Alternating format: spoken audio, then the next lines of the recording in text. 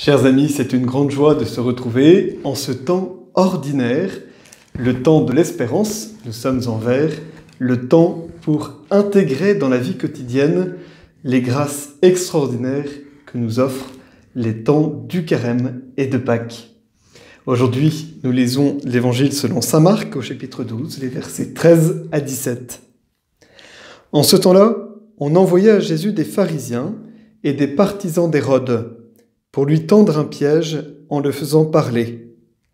Et ceux-ci vinrent lui dire « Maître, nous le savons, tu es toujours vrai. Tu ne te laisses influencer par personne, car ce n'est pas selon l'apparence que tu considères les gens, mais tu enseignes le chemin de Dieu selon la vérité. Est-il permis, oui ou non, de payer l'impôt à César, l'empereur? Devons-nous payer, oui ou non? Mais lui, sachant leur hypocrisie, leur dit « Pourquoi voulez-vous me mettre à l'épreuve? Faites-moi voir une pièce d'argent. » Ils en portèrent une, et Jésus leur dit « Cette effigie et cette inscription, de qui sont-elles? » « De César, répondent-ils. » Jésus leur dit « Ce qui est à César, rendez-le à César, et à Dieu ce qui est à Dieu. » Et ils étaient remplis d'étonnement à son sujet.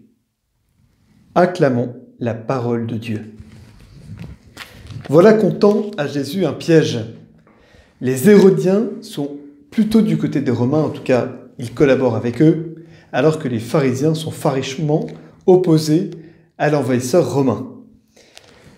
Et les deux parties se mettent devant Jésus, et comme ça, il aura à se décider de quel côté il est. Avec cette question, devons-nous payer l'impôt à César? Oui ou non? De toute façon, Jésus se fera attraper par l'un ou l'autre camp. La réponse de Jésus est extraordinaire. Sur cette pièce de monnaie, il y a en effet une image, une représentation qui est celle de l'empereur. Et tout naturellement, ce qui vient de l'empereur, il s'agit de le lui rendre. Mais qui est à l'image, à l'effigie de Dieu, sinon l'homme lui-même, sinon chacun d'entre nous?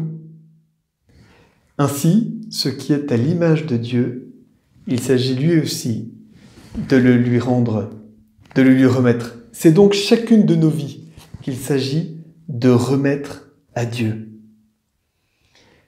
Il n'y a donc pas de commune mesure entre César et Dieu, mais à chacun son rôle, à chacun sa tâche.